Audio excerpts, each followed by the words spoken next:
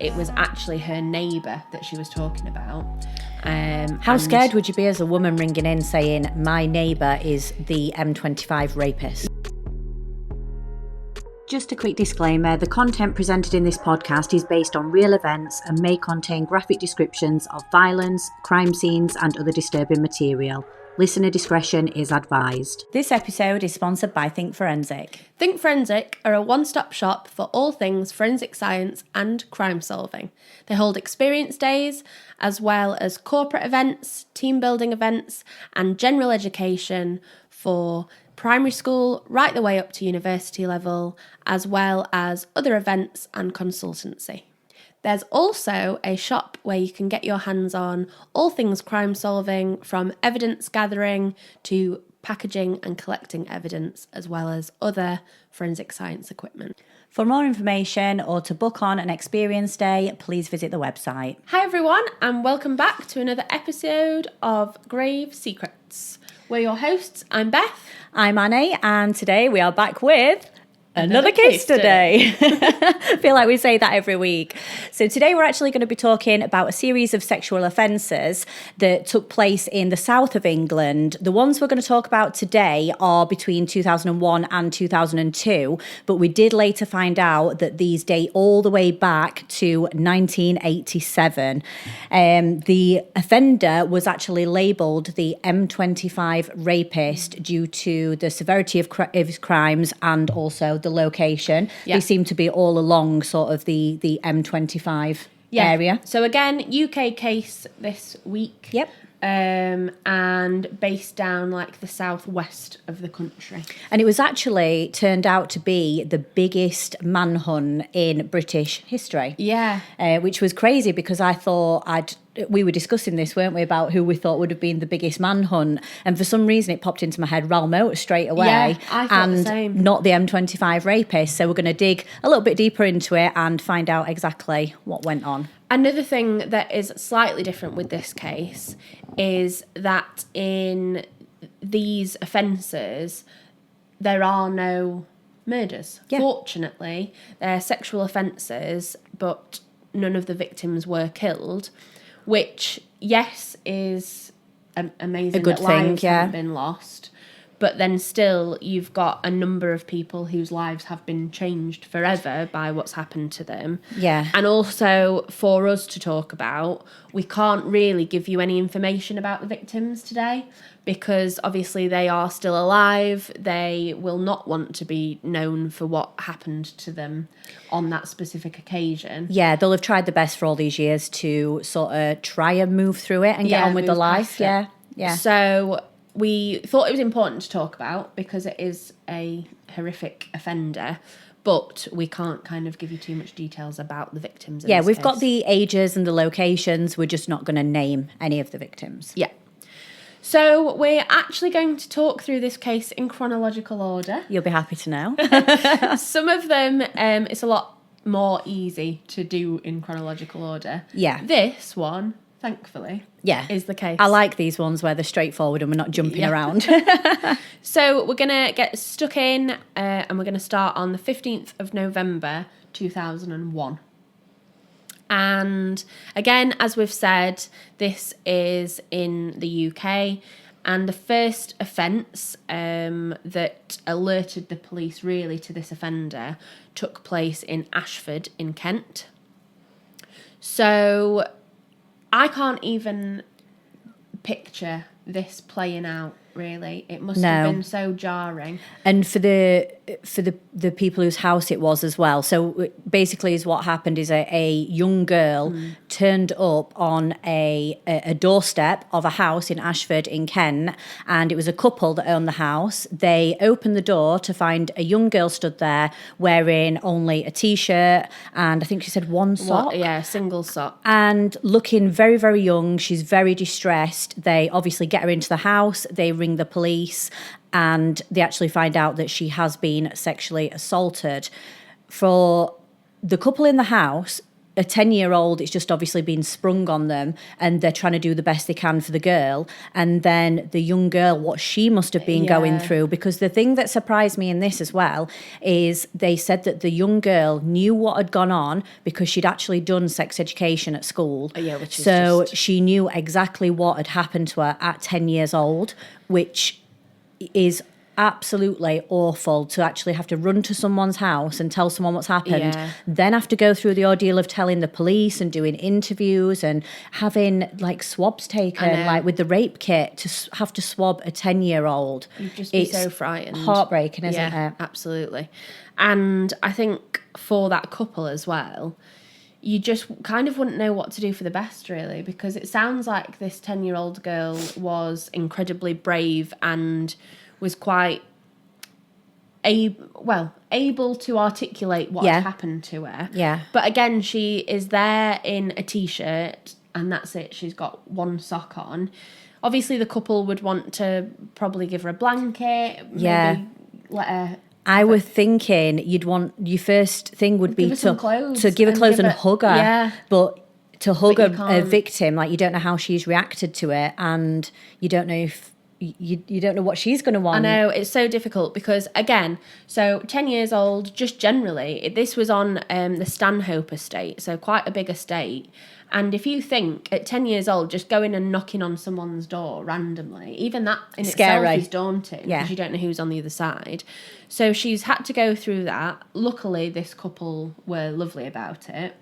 And then they're not thinking forensically. They're not going to be thinking, well, we can't hug her and we can't give her some clothes because that might contaminate her as a crime scene.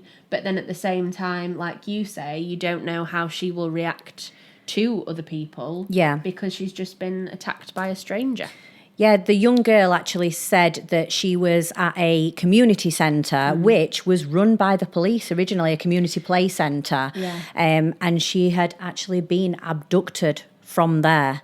So you just imagine, you think you're going out to sort of play with your friends, and the offender physically picked her up and walked her away from the community centre, covering her eyes. And one thing that he said, and we'll learn further down the line to a lot of the victims, he made them fear that if they looked at them, they were going to, if they looked at him, that they were going to die. So, you know, she must have been very scared in this situation. So she was first taken to a woodland area and stripped, but then she was taken to a third location where the attack took place. So she's been moved from the community centre to a woodland area to then where the attack actually took place. And it was along a towpath as well, wasn't it? And just areas like that, it was like early evening time, wasn't it? It wasn't like late at night. Yeah. But they're just eerie anyway, I think. Yeah. Especially in this situation. Yeah. So she just must have... Well, she said she thought she was going to die, didn't she? She didn't. Yeah. She was just saying that she kind of did whatever she needed to do. Which at 10 years old, like, when she was so... I feel like she came across so... like level-headed for a 10-year-old, and eloquent about it. And I also thought when he moved the locations, not just for this one, there was a few more, weren't there, where there was more than one location. And if I had been abducted, I would be trying, and I got my eyes covered up and I knew where I started, I'd probably be trying to work out where they've taken you. Yeah. So do you think the two locations could have been due to, so she couldn't work out where she'd been taken? But it sounds to me like quite a opportunistic attack. Yeah. And also potentially just wanted to see where he was most able to get away with the offence. Do you know what I mean? It feels like almost the woodland, there was something not quite right about it. And so that's his moved location. To continue, And again, in terms of any witnesses... Strangely, I couldn't find any information on the actual abduction. I didn't see anyone say, like, oh, yes, we saw a man take her, but we assumed that she knew him or anything like that. But there were actually a lot of people around the area at the time that she was taken to one of the other locations because it was next to a floodlit football ground. Yeah. And at that point, she said that he'd actually then put her down and held her hand so that it would, again, just appear like he knows her. Yeah. But one thing is, with it being floodlit, you think instantly, oh my God, there's light everywhere, you'd be able to see. But if you've ever been on a football pitch that is floodlit, when you're looking off into the distance, you can't see anything because you're under the bright lights. Everything around the outside is sort of shadowed. Pitch black. So you wouldn't have particularly been able to see. And if someone is playing football, if they're into the game or whatever they're doing, and they're actually playing that sport, you'd probably not going to be looking around you. You're going to be concentrating on what you're doing. No, it'd be more noise that you'd account for, wouldn't it, really, than visuals. So this girl at just 10 years old had actually suffered a really horrific ordeal of rape and sexual assault.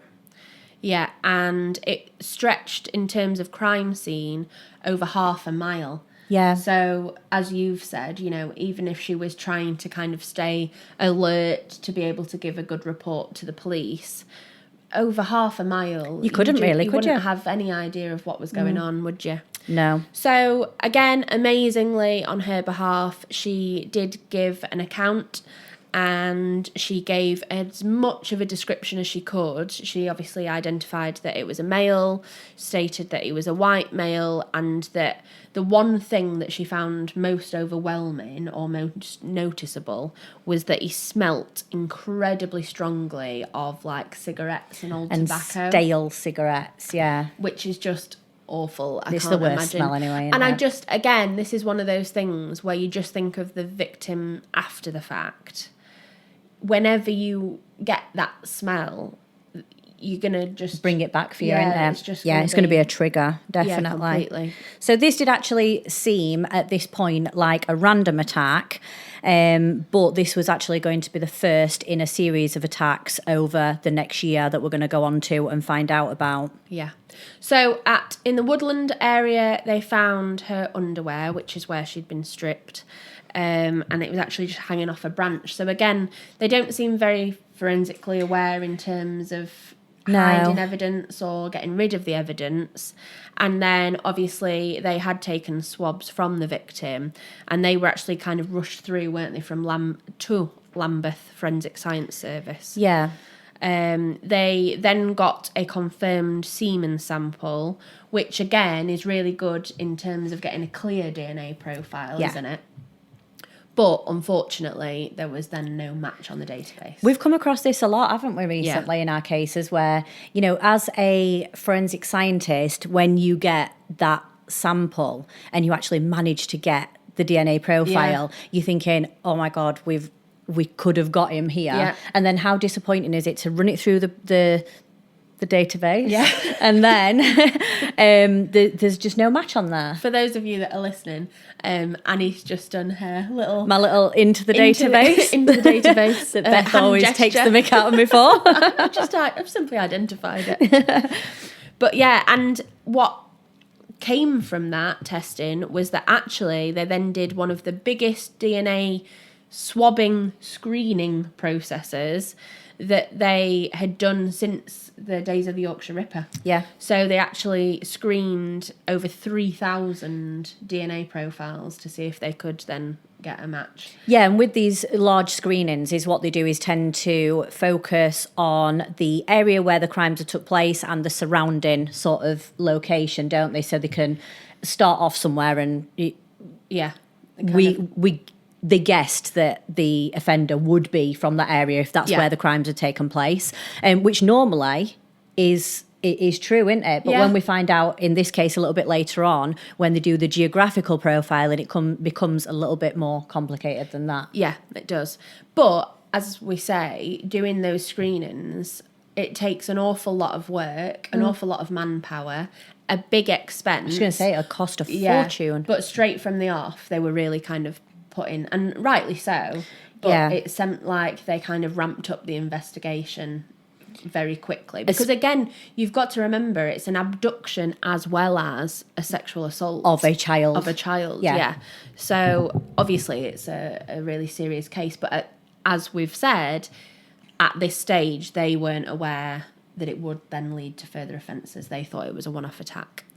So that was in November 2021. And then we are going to go now to the 11th of July, 2002. So it's quite a bit of time has elapsed between this. Yeah. And in that time, they've had no matches on the database. When they've done the screenings, nothing else has come up.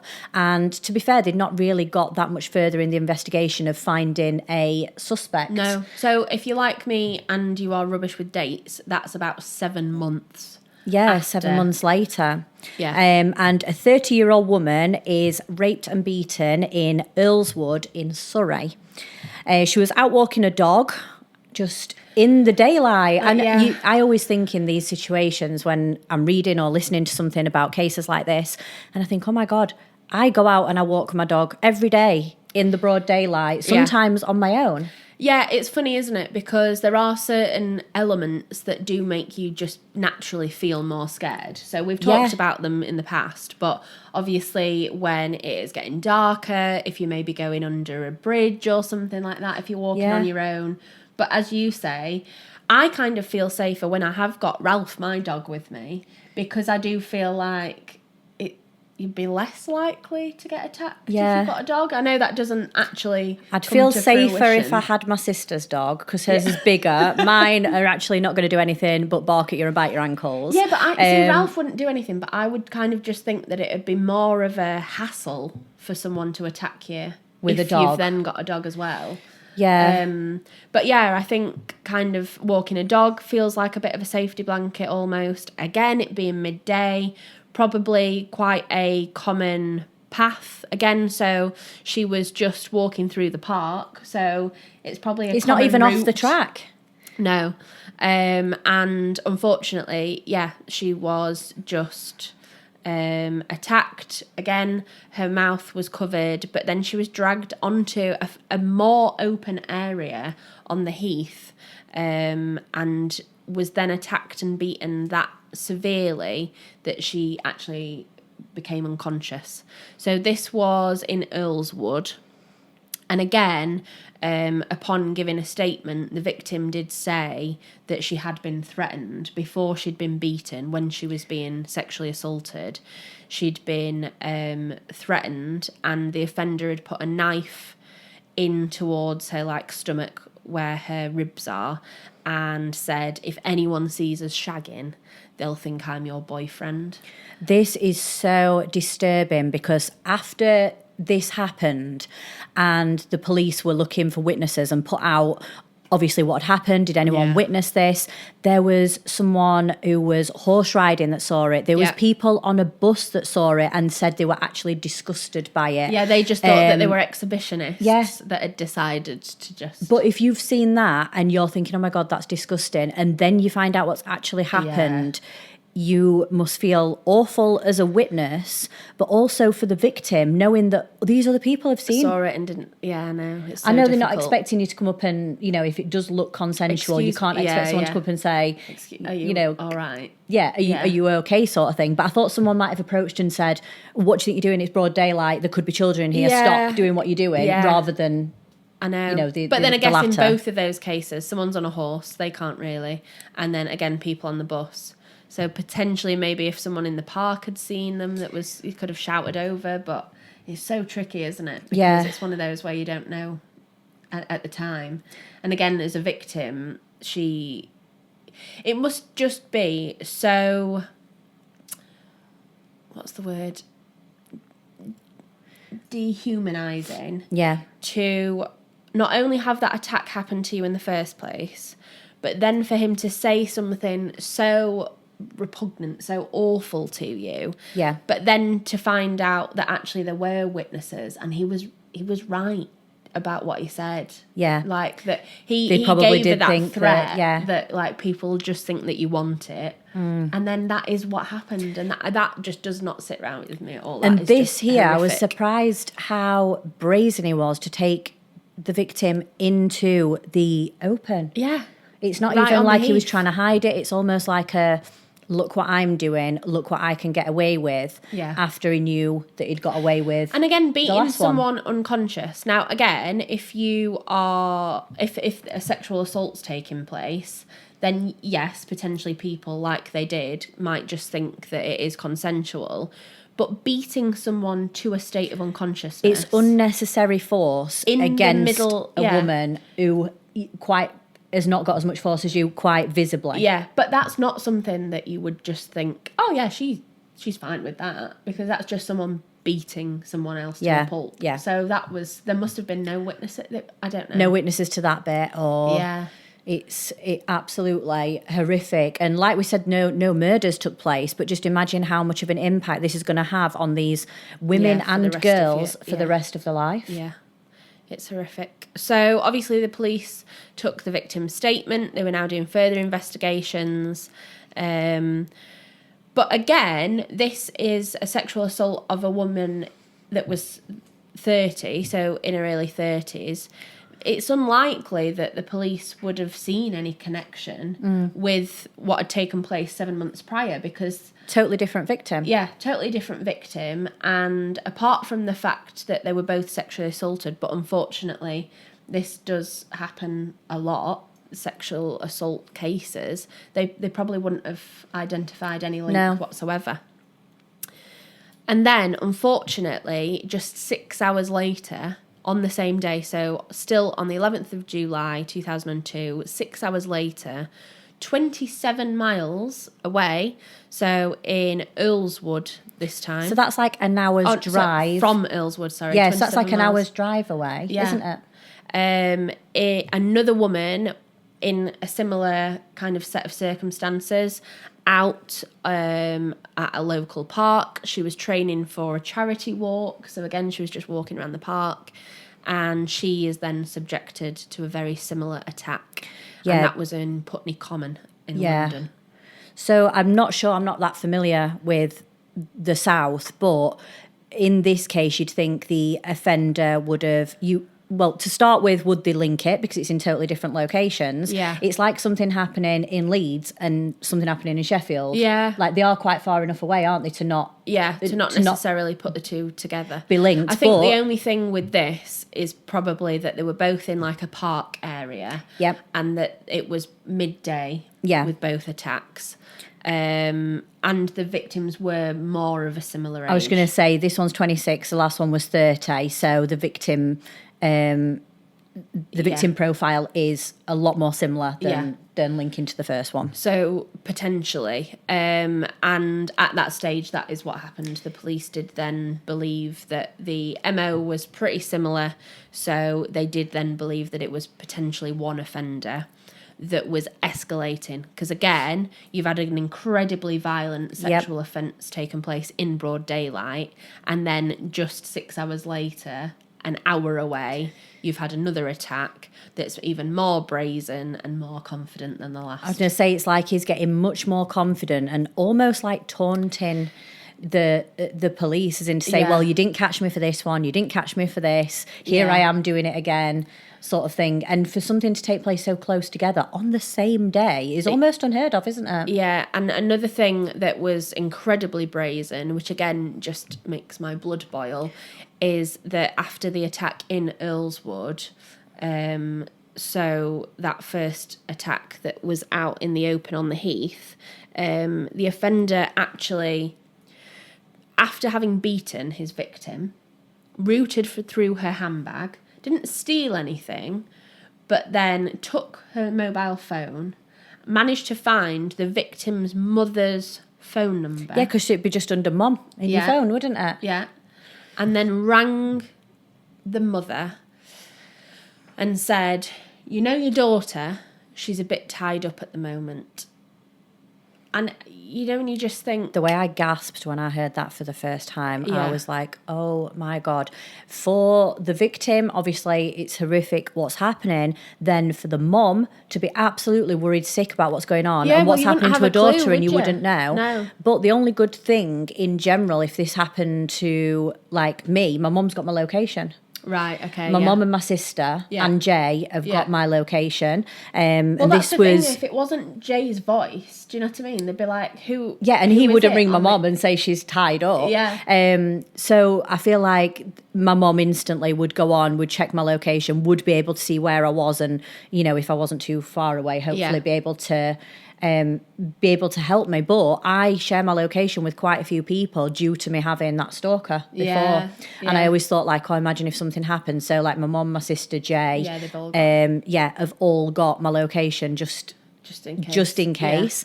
Yeah. And the mum must have been absolutely sick with worry. I know. And then again, after the fact, once you know what's actually happened to your daughter, the fact that then she's either not going to be able to remember his voice properly and then wishes she could so that she could give more information to the police for them to be able to catch the offender. Yeah. Or, on the other hand, she can remember the voice really vividly, but then she's got to live with that for years and years, and she probably will never get that out of her head. Yeah. It's kind of it's a catch-22, isn't it? Yeah. You can't win with it that is. one. And unfortunately, in this case, when our victim was tested and she had her swabs done, there was actually no semen left at the scene, and they think it's because he was probably watching the news, he was watching things, he was becoming more forensically aware as he went along. So they think in this case he will have worn a condom, but is what he didn't realise is, so he wasn't that forensically aware,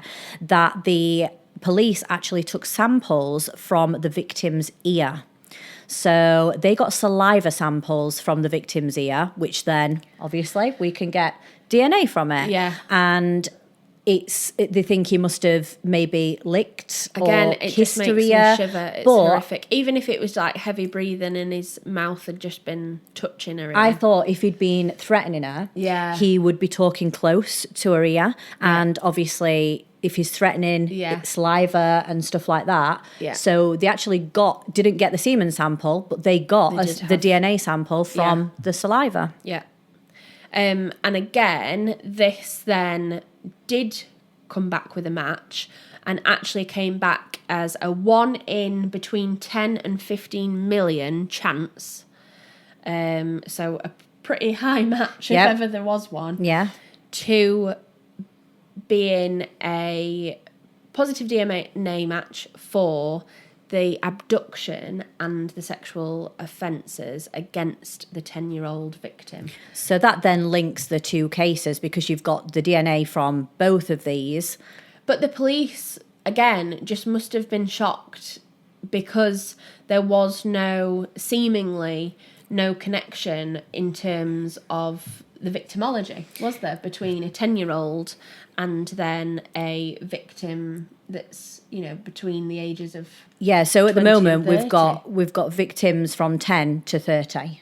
So it's quite a wide range already. And again, we've now got this positive DNA match, but that still kind of leaves you hanging because, yes, you now know that they're connected, but you still don't know who it's a match for. So there's still an awful lot of work to be done. It's like you're just waiting for that one day when the offender gets his details put on the system and it pops up and it all comes together. It's like it is just like a waiting game, trying to gather as much evidence as you can from every possible case. And again, getting an idea of the offender. So we now know that kind of motive is brazen, risk-taking, definitely an opportunist. It doesn't seem like any of these victims were kind of targeted as such. It was just whenever he wanted to do it, whoever came along was the victim. Wasn't it? Rather than him saying this woman is going to be here at this specific time, it was just potluck, whoever walked past, ran past, whatever.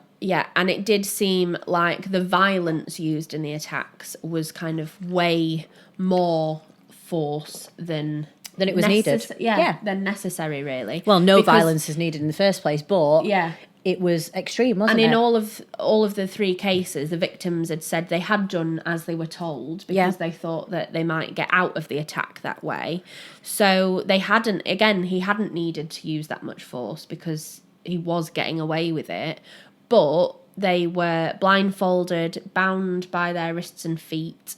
And then again, it was just horrific because in the later cases, he would taunt them. So he would say, like, I've done this before, I'm going to get away with it again. Again, like saying, nobody's going to think that you're in trouble. They're going to think that I'm your boyfriend.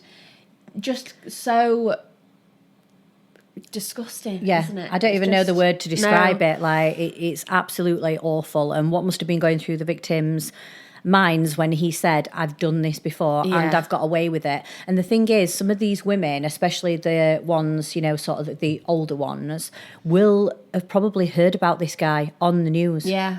And think, oh God, it's him. And actually no. I And it know. seemed like in some of them, it seemed like he was sort of proud of the reputation that he'd built up. Yeah, absolutely. Yeah. And it seemed that it was more control and aggression than it was necessarily sexual gratification. Yeah. Because he did make them repeat certain phrases to him, but that sent like... That was absolutely vile. Yeah. But that sent like the aftermath almost, didn't Yeah, it? yeah. So again, the police are now investigating. They're trying to get as much evidence together as they can. But then on the 6th of August, even, another attack took place. And this time, again, a woman walking along Wimbledon Common whilst walking her dogs. And she was then dragged to another location, at least half a mile away again. And this woman, in this case, was 52 years old. So now we've got a victim age range from 10 to 52.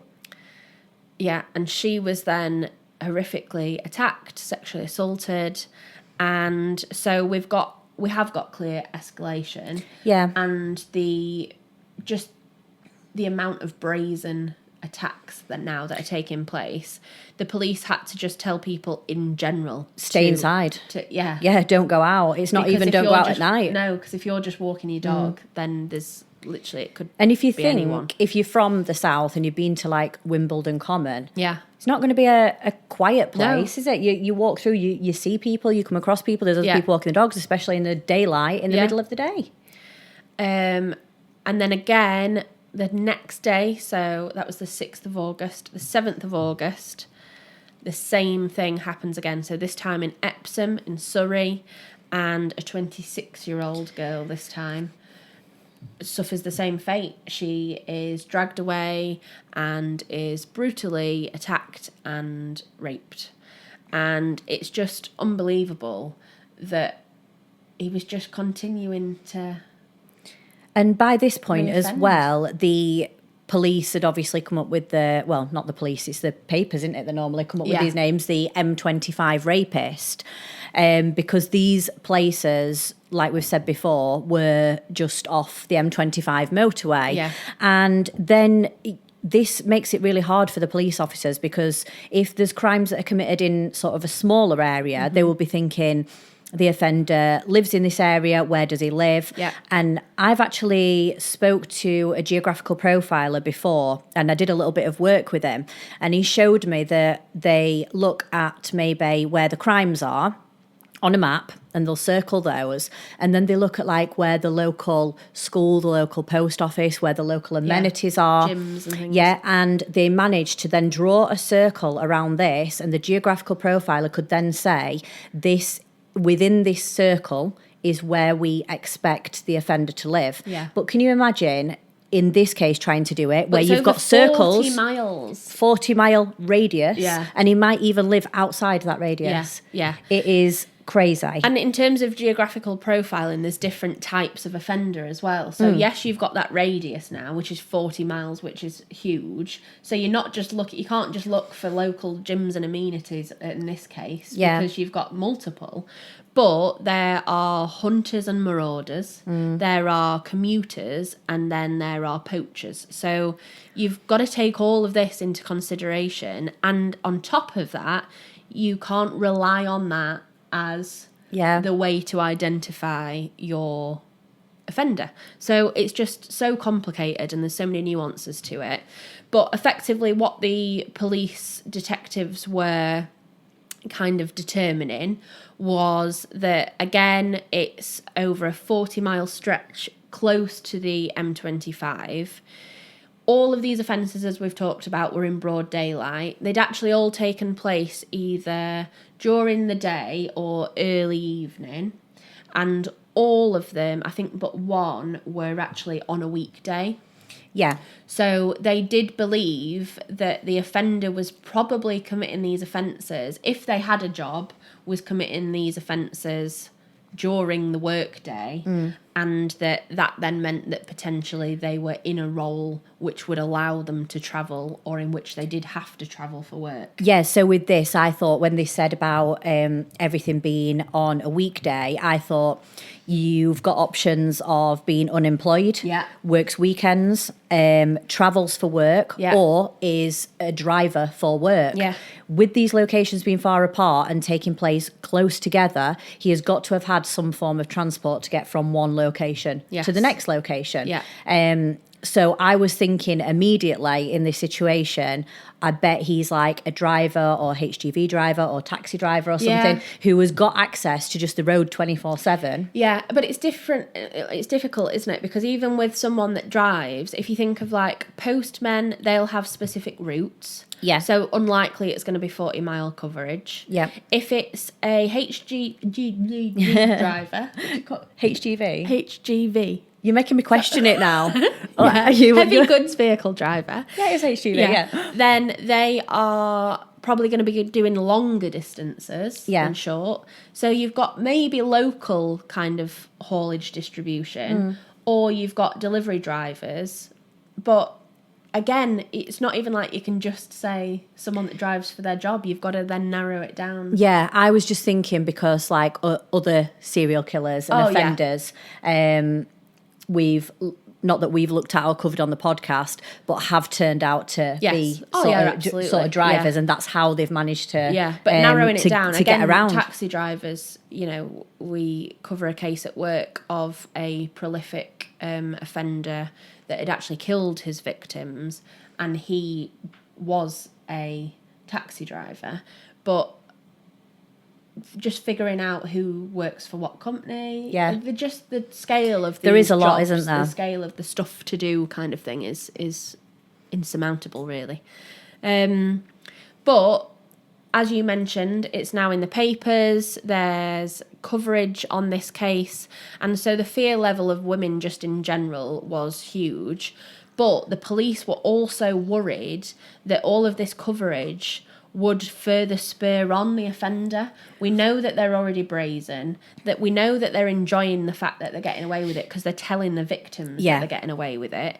So the police were worried that, yes, they've got to tell the general public to try and promote safety and make sure that there aren't any more victims, but at the same time they don't want to give too much away, because otherwise they are going to commit further attacks. Because he's liking the credit. He's liking the credit for it and thinks, sometimes with people like this, and especially in like serial killer cases, they want the attention. They want to get that name, like the crossbow cannibal, the Ripper, they want that. They actually idolize serial killers and things in general. And I think that him, in the offender in this situation, is like sort of reveling in the publicity, the fact they've not caught him yet, the M25 Rapist name. Yeah.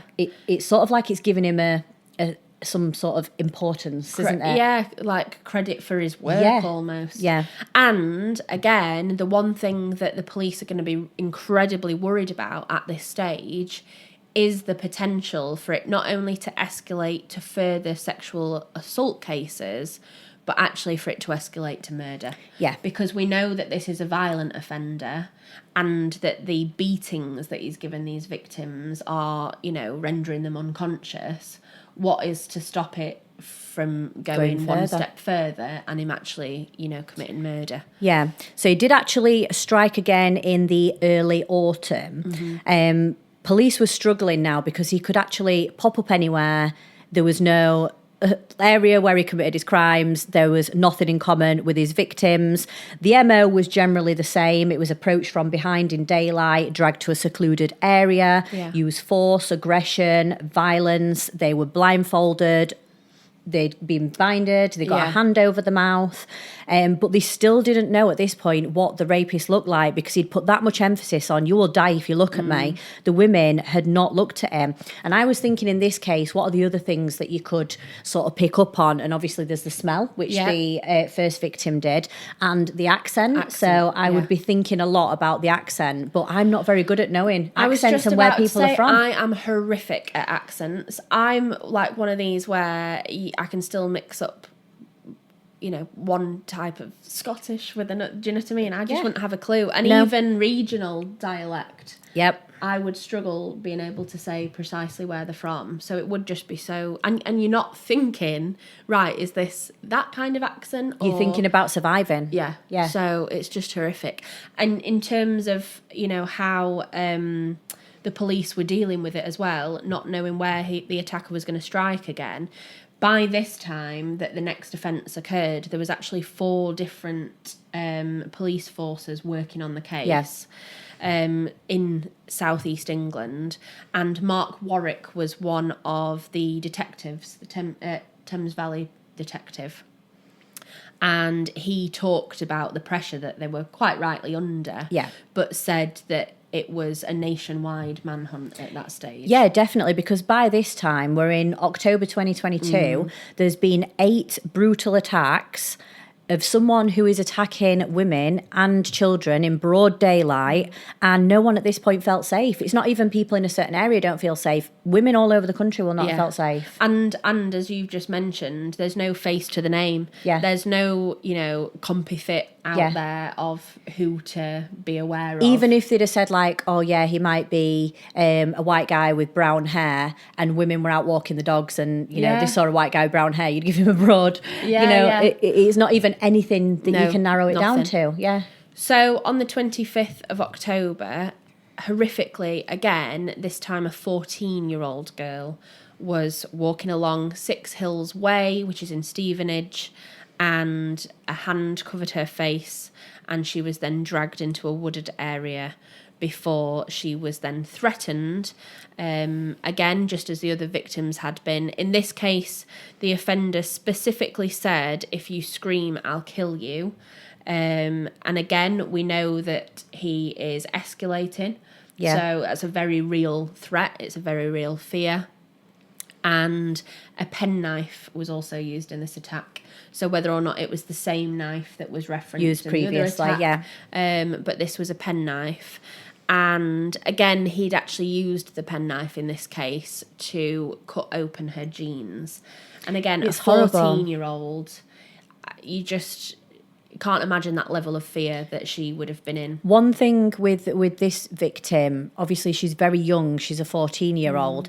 She had such good attention to detail, because she was the only one that managed to actually get a look at the suspect and pick up on a northeast accent. Yeah. So now the police are getting a little bit further with this because they've got a victim that has seen the offender or seen him maybe for a split second or a few seconds or even dared to look at him and picked up the northeast accent. But then that's even more confusing because you get a northeast accent and you think, has he really got a northeast accent because we're down south? Yeah, or has she, not meaning to, but has she picked it up wrong? Yeah. Because like we've just said, we couldn't pick up on some accents. No. And for a 14-year-old to be able to identify that, she seemed like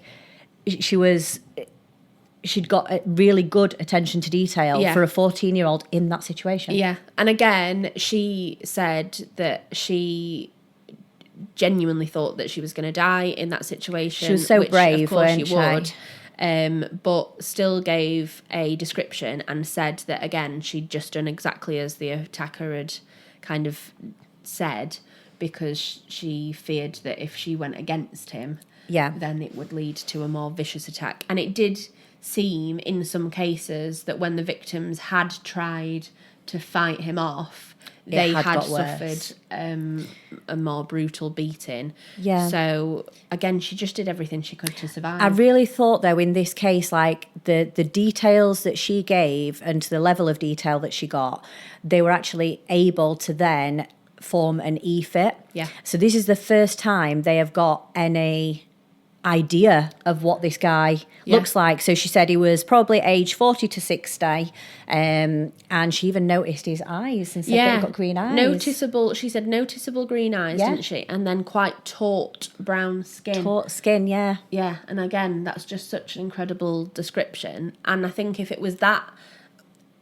what's the word? If it was that in detail, you would probably be hoping that is accurate. Yeah. Because it is so detailed. Yeah. So, they're probably thinking, right, okay, we've got our first real big lead potentially here. But like we said, you would, up until this point, the police and, even if you're going out walking your dog, you'd be looking at everyone thinking, is he a rapist? Is he this? Is he that? Yeah. And like we've said before, there is no way that an offender looks a rapist, a murderer. You can't tell from just looking at them. And more often than not, they just look like regular people. Yeah. So at this stage, again, it's 2002. Crime Watch was still on. BBC still was. Oh, I used to love Crime Watch. And it had between 4 or 5 million views at this point. Don't they still do Crime Watch though every month? So there's so I did quite a lot. I went down a Crime Watch rabbit hole. Oh, did you? Yeah. Because I've heard of cases before where it's helped solve the crime. Yeah. Again, at work, we talk about a case where the offender was actually identified through a tip from Crime Watch. Yep. So putting evidence and putting compifits and voice recordings and things out there on Crime Watch has been proven to stop, again, prolific offenders. Yeah. So I was like, why aren't we still putting it on telly? What is going on? Yeah. And there is a kind of Crime Watch daytime, which is on occasionally. But effectively what happened is they just weren't getting the viewings for it to be on anymore. Right. So the viewing ratings dropped massively, so they didn't think it would be worthwhile. And then what with social media and everything now, people are tending to share more information on the digital platform rather than sitting at home and watching it in live time. Because you see, don't you, I follow West Yorkshire, South Yorkshire Police on Facebook, and they're always putting things on, have you seen this person we're looking for him because he's been doing this? Yeah. And normally the comments underneath, have you read them? Yeah, ridiculous. They are absolutely of course I've read them, ridiculous comments. And I mean, it's awful if they're horrific offenders, but in this case, they're not normally... No. They're not normally, really... I want to say bad offenders. It's not... it's something minor that they're normally wanted for. Yeah. Like they've nicked a rack of ribs or something from the local Tesco. Yeah. Yeah. But at this time, they were still relying on Crime Watch quite heavily because it was providing such good leads. And again, you've got, up to 5 million viewers. So you're thinking, surely there must be something that we're going to get out of 5 this. million. Yeah. And they did, didn't they? Yeah. It was actually crazy that the detective was saying we got hundreds and hundreds of calls in. It was actually over 5,000 calls on the night that the episode aired. Yeah. But then you've got to sift through all those, haven't you? Oh, absolutely, yeah. Because you've got different types of call. You've got legitimate hoaxes. Yep. Where it's just false information, but they believe that it is correct. You've got people that are hoax and intentionally trying to deceive. You've got to sift through them all just as vigorously. Not vigorously, what's the word? It's something isly. Why can I not think today? I feel like I can't get my words out. It's the wrong day to do a podcast. I've been stumbling over all my words today. So you've got to go through each one, and over 5,000 in one night is a lot of work for people. But one woman rang in and she said that she gave the description of the stale smell of cigarettes, said that matched someone that she knew of, gave the same physical description, and said that when she'd looked at that compifit, she said, yeah, it looks exactly like them. And it was actually her neighbour that she was talking about. How scared would you be as a woman ringing in saying, my neighbour is the M25 rapist? Yeah, and you wouldn't want it to get traced back. Like, you'd like to think that they wouldn't know that it was you that had kind of given that tip. Imagine if you lived like in a flat or scared. something, you'd be whispering on the phone thinking, oh God, imagine if he hears me and he's downstairs. Yeah, just horrific. And there's that much fear anyway at that time. Yeah, so she really bravely rang in and said that her neighbour was actually called Anthony Imiela. Again, pronunciations. I've been practicing that one. And because she lived next door to him, she could also give his address. Yes. As well, which is useful at this point because the police have gone from having nothing to now having a potential name. A suspect that matches the description. Yep. A name and an address. So they looked into his background and found that he was of German and Polish descent. His family had moved to the UK in 1961, so he'd lived in the UK for years. They'd actually been initially placed in displaced person camps. Yeah. That's a tongue twister, if ever I'd heard it. And again, from what they could gather, his father did seem quite abusive. His parents had split up when he was quite young. Yeah. But he was then known for a life of crime. Yeah, so his mum had actually got fed up with the abuse and left the family, but she'd left him with the abusive father. Yeah. And I think that is then the moment that sparked his life of basically crime from that point. So it seems like from the age of about 15, he was getting into trouble. Yeah. Started out being petty crimes, but then he had actually been in prison already. So he'd been in youth detention centres and he'd served 4 years for multiple armed robberies. So he was already known to the police, but again, unfortunately, you know, technology changes, and back when he would have committed those offences, they wouldn't have taken DNA profiles. No, they wouldn't have. But then in 1987, he actually robbed a post office at gunpoint. And for this, he was then sentenced to 14 years in prison. And that meant he didn't get released until 1996. So he'd already done 14 years in prison. Yeah, it's 14.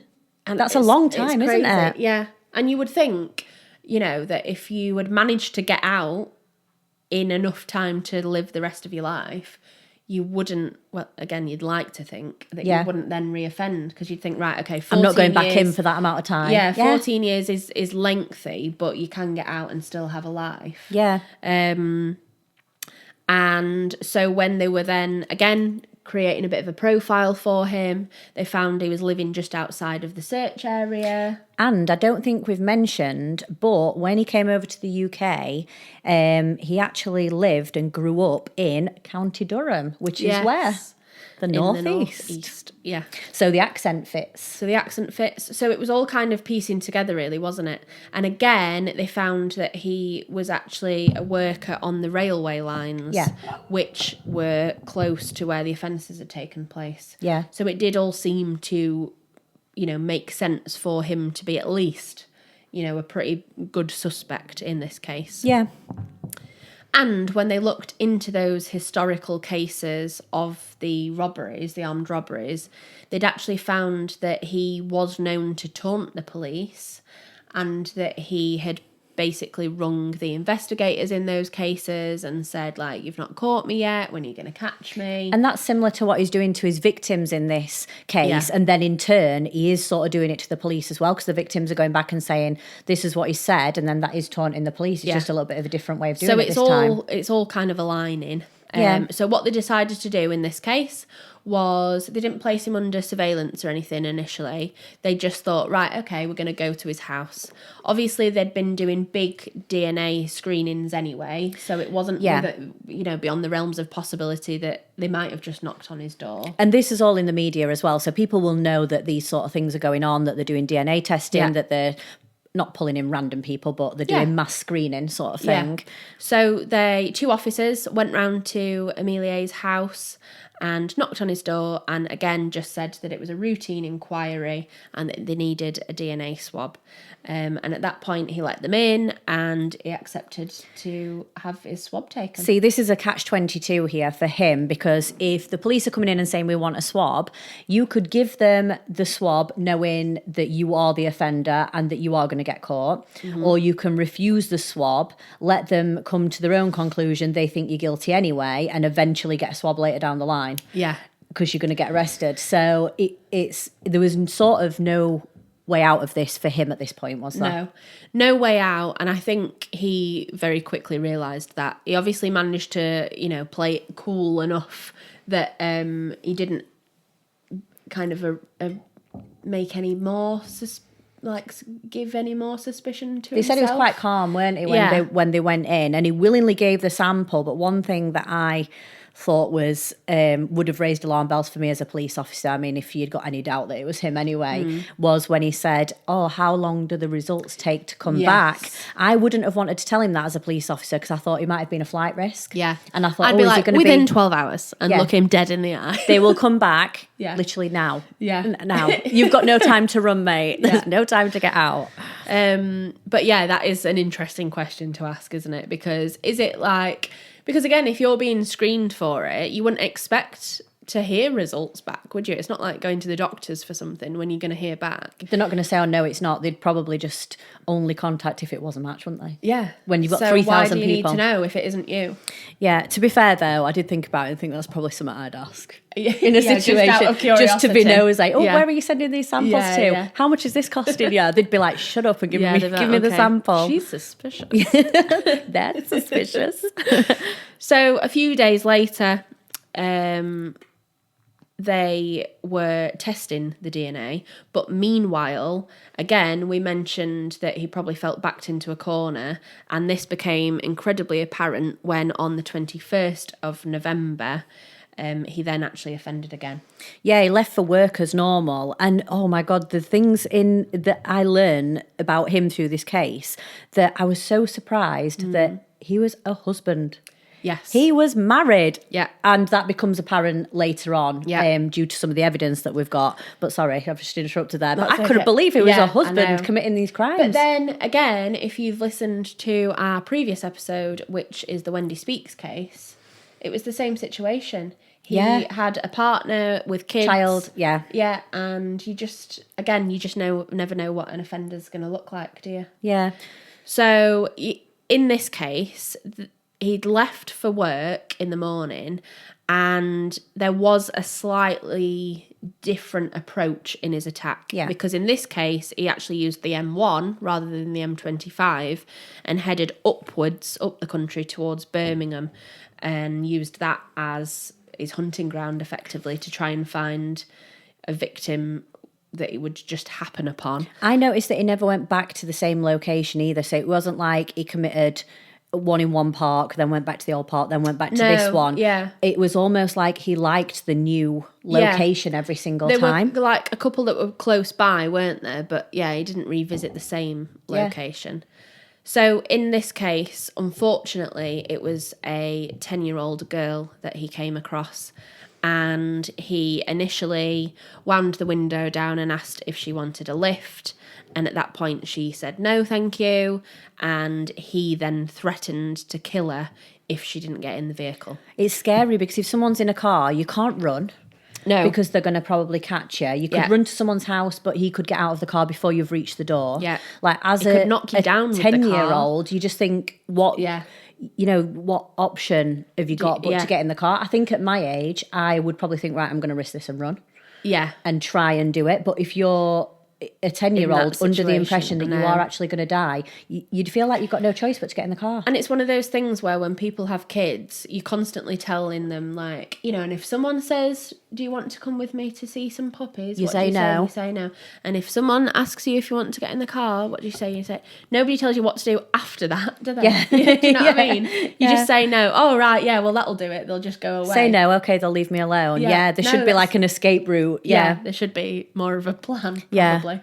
It taught me a lot, though, about when I have kids, like what I will be saying to them when they're growing up. Because again, I'd think of like slashing the tyres, but like how are you going to do that unless what have you've you got got? something to do it with? It's, Yeah. horrific. So he then had her in the back of the vehicle, and again, just utterly confusing for the victim because he actually stopped the car 8 times. Yeah, it was Imiela actually subjected her to a 5-hour attack. And 5 hours.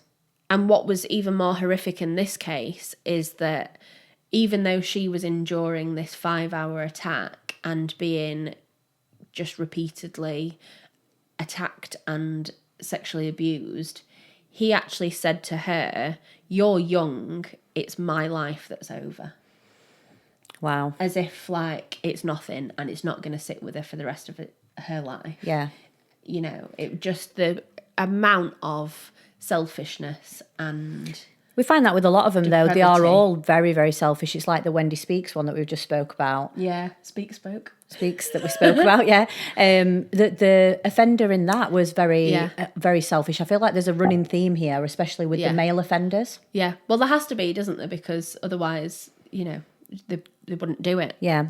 But, so again, thankfully, she was let go. She wasn't killed. And then they were getting all of the evidence from her case, her witness testimony. And by that time, this was a couple of days later, and the DNA match then came through as a positive DNA match to Imiela, placing him as the offender. So they did arrest him, and they actually arrested him just before midnight on the 6th of December, 2002, and it was at Junction 5 on the M20. Yeah.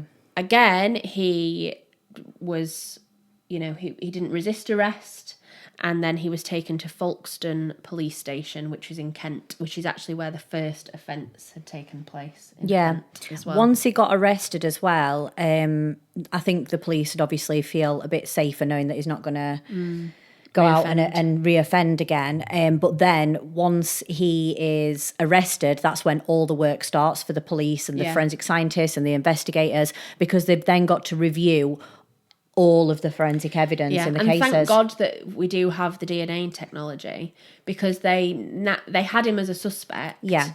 He'd been DNA swabbed and they committed a further offence. So it's not like he thought, oh God, I'm close to getting caught here, I'll stop. Yeah. He went and committed a further offence. So would have just kept going. Yeah. Had it not been stopped. The swab coming back as a positive match, which then meant they could arrest him. Because again, you've got to have enough evidence to arrest someone. Yeah. You can't just arrest them and keep them. But then in this case, there was strong DNA evidence to link to some cases. Yeah, 3 cases, wasn't it? But then the other cases, there was evidence, but it wasn't the strong evidence that they needed for it to go to court. Yeah. So then you've got to go back and start looking at other pieces of evidence, and in this case it was actually the victim's clothing that was looked at. And I think we've spoke about before looking at hairs and fibres from victims' clothing, and we can look under the microscope, you can tell what sort of fibres they are, what material it is. They were looking at colours, and they found quite a few distinctive fibres on the victim's clothing. So there was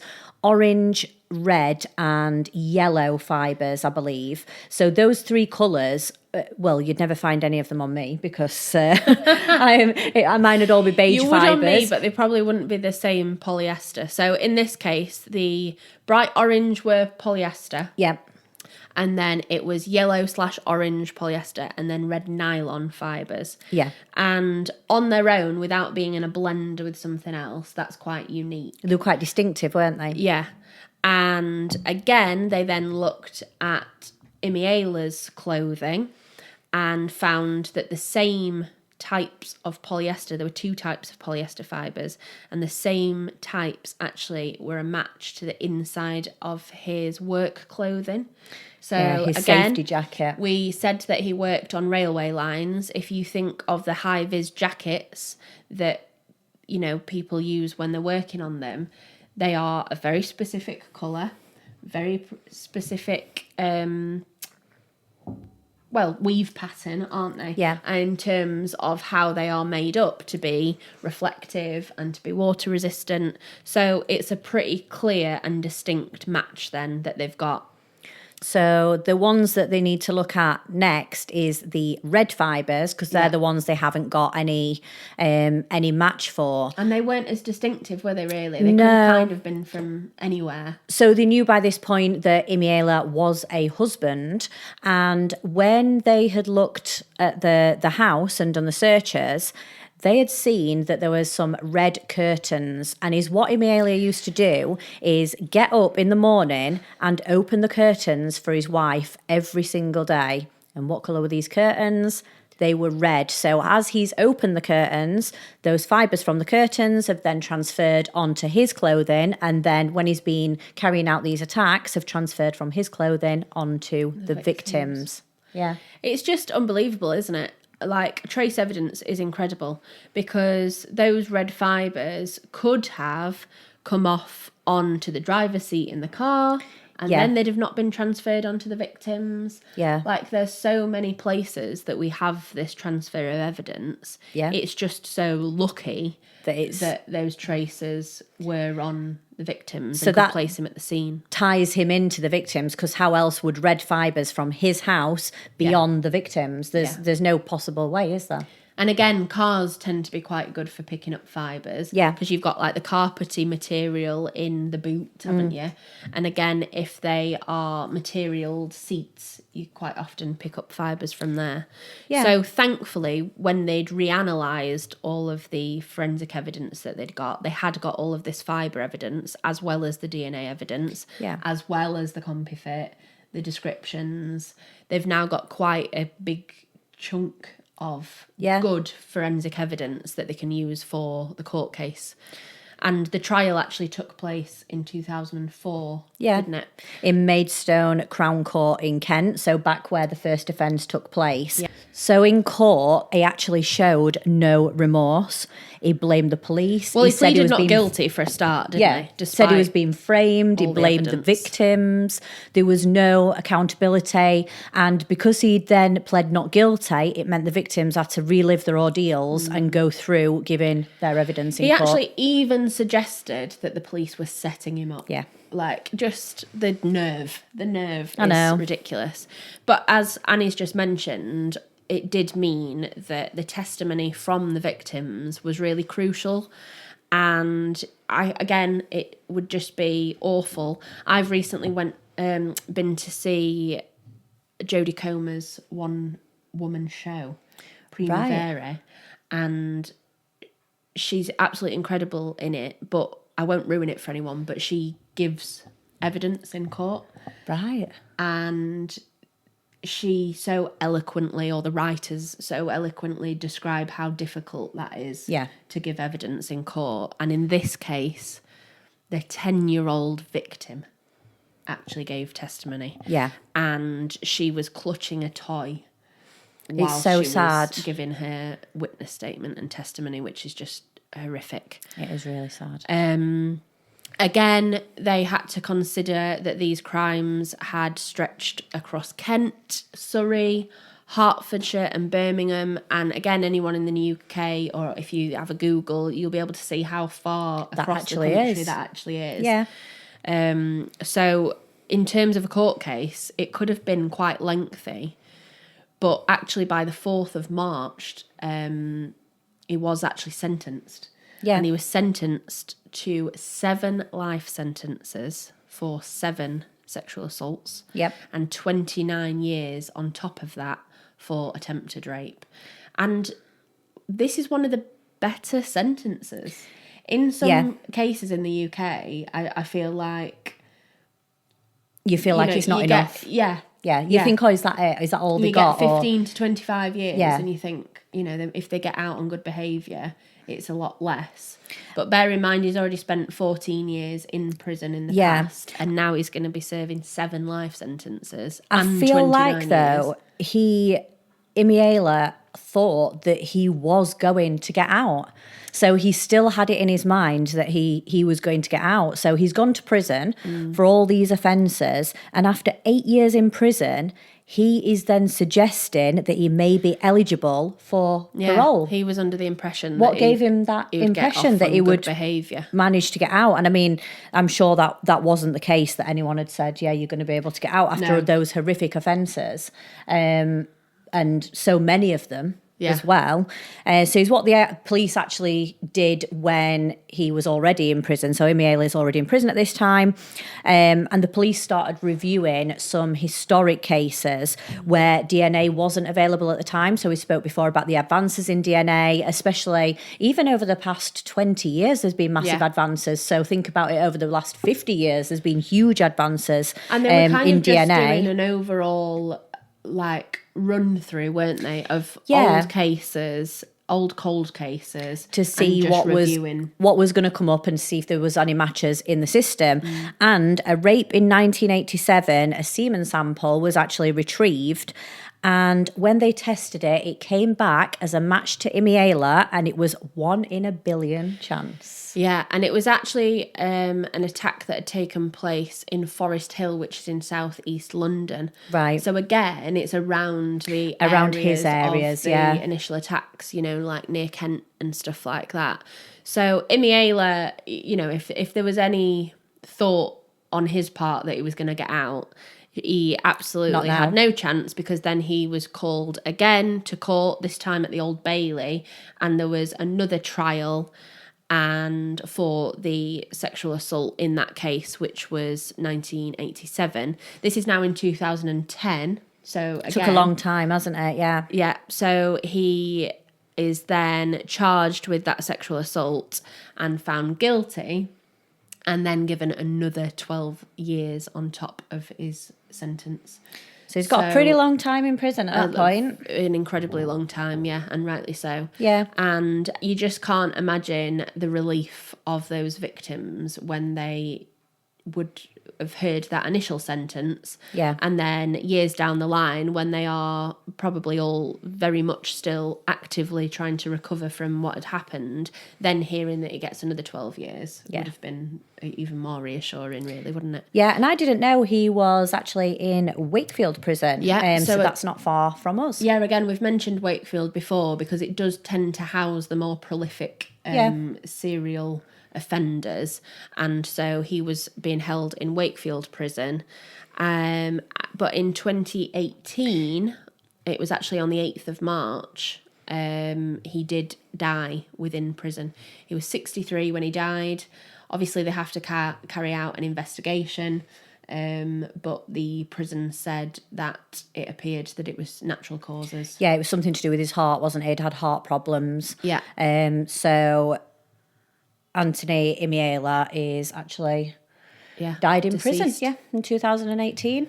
So thankfully, justice was served, absolutely. Yeah. And he had an incredibly long sentence and died in prison. So that's why we said at the beginning, the cases we're talking about today are 2001, 2002, but they do go all the way back to 1987, and I'm sure that there would be more in between. It seems weird for him just to do one in 87, have a massive gap, then 2001, 2002, do 8 in that short space of time. Yeah.